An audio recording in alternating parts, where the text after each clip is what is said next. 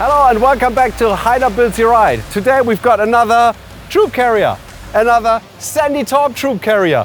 This is another absolute weapon with coil suspension in the back and all the fruit all the way around. Awesome setup. But before all the details, let's roll the intro.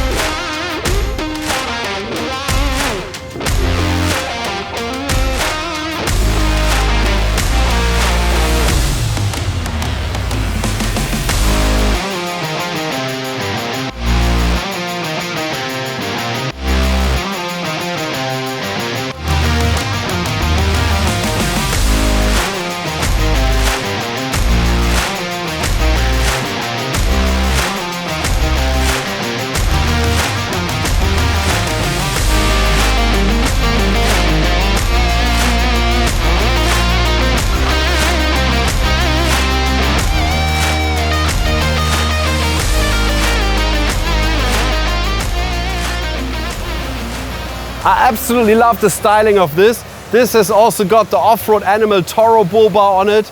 The super heavy-duty side steps where you can actually put your high lift jack into the side and you can jack the car up. That's how sturdy these side steps are. We did not install them, but I just love the styling. It just makes the front of a 70 series. And we put the Lazerlamps Sentinel Elites on here with the positioning lights. We've got a Xeon Warn winch in here, which is connected underneath. Also really important to notice, this is the newer version of the troop carrier, not the 2.8 liter yet, but it's the last alteration before the new model came out. And there's already a radar sensor in here. So when installing spotties or light bars, you have to make sure you leave a certain angle clear, because otherwise the collision warning system doesn't work. And it will throw up a fault code.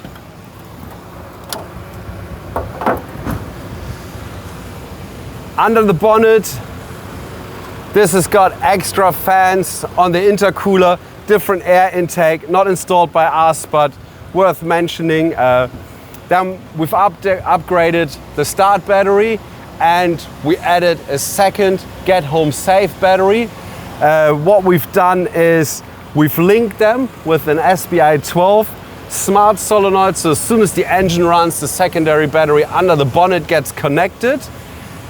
That is purely a backup battery that is only there for jump starting or in case the alternator has got a fault.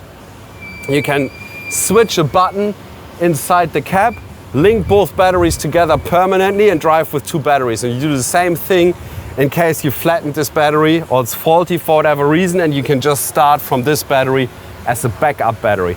Then we have added our winch isolator bracket here. So the winch is always turned off unless you want to use it. It's a 300 amp constant duty isolator underneath here that turns the winch on. So we usually recommend that you leave the winch turned off, because otherwise you've got a battery positive cable that is not fused running to the front of the vehicle. And there's a lot that can go wrong with that, especially if it's always live. So best way to do it is to have an isolator, and usually before you get onto a track, when you start letting down your tires, you flick the winch isolator on, you get everything ready in case you have to use the winch. Once you're done in that off-road scenario, you just turn the winch isolator back off and you depower the whole winch arrangement in the front here. We've also got a bracket installed here. That's our alternator upgrade kit for the 70 series that comes with the bracket and with the fuse holder and the fuse, and that is for the big 250 amp Endura brushless alternator. Hard to see, it's all the way down there. Good thing about a brushless alternator is that 95% of the problems that you get when out and about with an alternator is that you get dirt into the alternator and the brushes get stuck. If you got a brushless alternator, that problem is gone, so it makes the whole charging system a lot more reliable to fit a brushless alternator. This is almost it in the front here. As you can see, there's a lot coming off the start battery because we've got the upgraded alternator, we've got the winch, we've got the fuses with the fuse with the power supply to the back, and then we've also got the accessory fuse box over here. We've also relocated the accessory fuse box to this side. We do it by, we actually designed a bracket that fits in here where you can mount the fuse box to, and we quite like this fuse box. It's a factory fuse box, but it's really good for things like driving lights or everything else that you want to run directly off your start battery that hasn't got a massive current draw. That's pretty much it for under the bonnet here.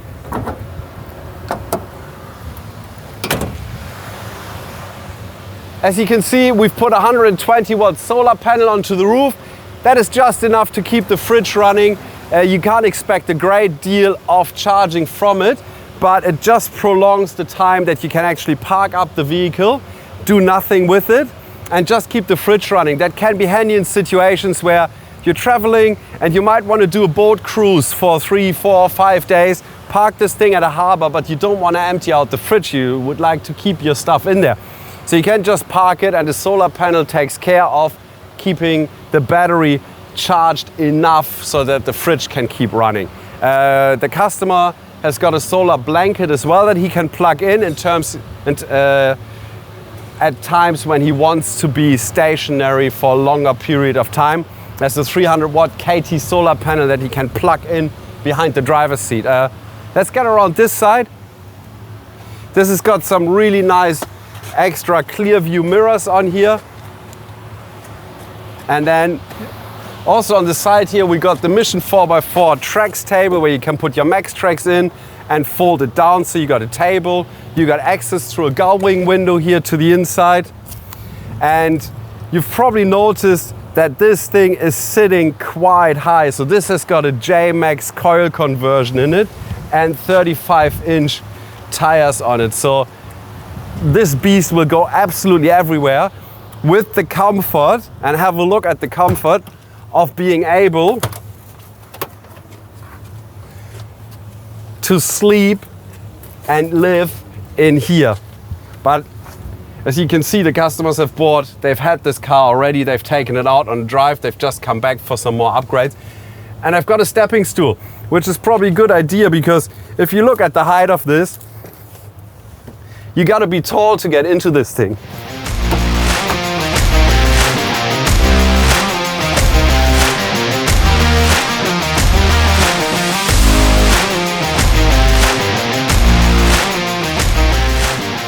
We have got a dual zone fridge freezer accessible in here. This is a Dometic unit that the customer has brought in. And obviously it's just a little bit open now so it doesn't start to smell. But otherwise the lid is down all the way and you've got a big L-shaped couch-like setup in here.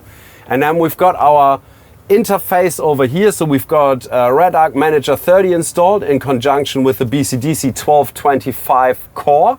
That gives us about 55 amp charge current from the alternator, and we can monitor everything through here. So we can see how much solar production we had today. At the moment, the solar is not doing anything because the battery is completely full. We've also got power outlets over here. This customer has gone for a relatively basic 240 volt setup, 2000 watt inverter, and just power outlets, so he can use this area here as a charge station. So that's why he's got more cigarette lighter sockets and USB charge ports in here, and he can turn the inverter on and off from here as well. You see when that turns on, you get the green control light, and now you've got 240 volt available. The inverter is big enough to do single hop induction cooking of it. That is not a problem. And we've also got a big water tank under the car, and we can monitor the water level just there. Whew, it's getting hot in here today. We've also got tent lights in here. They come as part of the roof conversion. And you can see the inside of the gull wings now. So when you open the gull wings up from the outside, you get the National Lunar Camping Light in here, but you can use them when the windows are closed on the inside as well. So you got more dim and not just the very bright white light, but you've got a much nicer light temperature to play with. There's more lights here. They are all part of the roof conversion as well. So down here we've got the hot water system. We've got the Duoetto 10 liter 12 and 240 volt water heater, and we've got our pumps here for tank water and for external water pickup. You can also use the 240 volt on this just by plugging it in case you want to boost charge your water. It's a very simple way of doing it, but it works very well.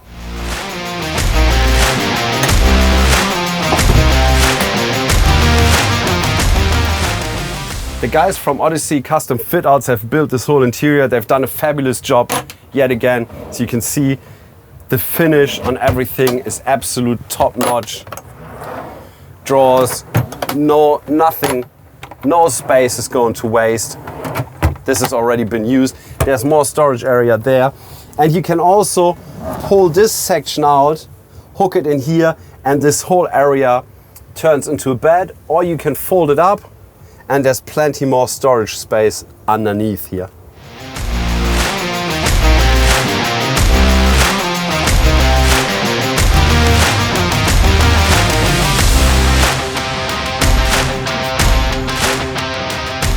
There's more storage space here. Long drawer, very long drawer actually, with plenty of stuff. Then there's a little table in here that pulls out, so you got an extra table that you can set up externally. More storage space in a really long drawer here. And then you can activate your water pumps here. So you've got drink water, you've got shower water, and you got your external pickup, and you got one pump with the blue background light like this.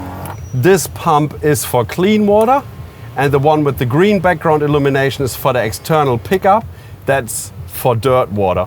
So, and the external pickup water can only come out of the hot water system because that is deemed not drinkable. The clean water can come out of the shower or of the tap, the drink water outlet. And we make sure that internally these circuits cannot get cross-contaminated. That's why we got two pumps in there. That's also why we use check valves to make sure that water can't flow from the dirt water circuit to the drink water circuit or back to the tank.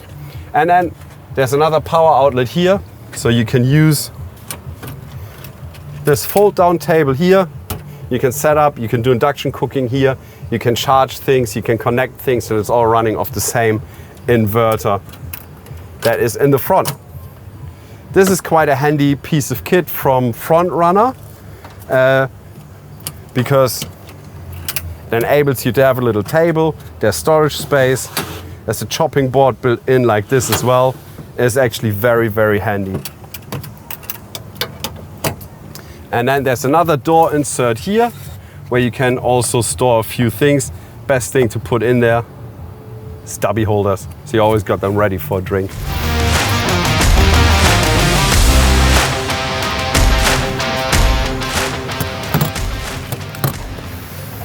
Over here we've got the shower connection, so you can also turn water on from here and you can connect your shower in there.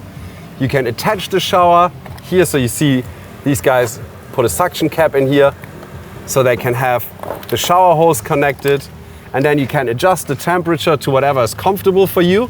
And since this is an automatic mixing valve, it will keep the temperature constant at 34 when you set it at 34. So, and as soon as the hot water in the hot water heater gets slightly colder, because it's a reservoir hot water system, so it means it heats up 10 liters to 70 degrees, and as soon as you start taking water out of it, cold water flows in, which reduces the temperature in the hot water system. And if you don't have an automatic mixer, what will happen is you're showering, you adjust the temperature right, but now the hot water gets colder, you have to readjust. A bit later you have to readjust, and you're always wasting water. With the automatic mixing valve, it mixes that for you all the time. And the only time it's not putting out 34 degrees anymore is when the hot water in the hot water heater goes below 34 degrees. Before that, it will automatically mix the right amount of hot with the right amount of cold to give you that 34 degree hot water. We've also put a two-way radio in from GME. So this is the GME XRS 370 kit that comes with the 2.1 dB gain aerial, which is on a swivel mount here. So you can have it up or down, whichever way you prefer. And of course we put work lights all the way around the car. We've got the Hella Rocklume 155 with the super wide spread angle on them, all the way around the car, left hand side, right hand side, and also in the rear. They are controllable from the dash, so while you're driving you can turn on light all the way around your car if you do nighttime driving, so that you can see if there's a ditch right next to you.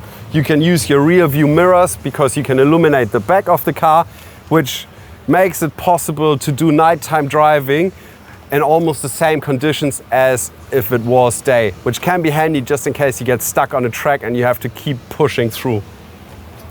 More to see on the inside here. Here we've got the PVS control panel, and we've added all our switches into it. From here you can turn on the water heater.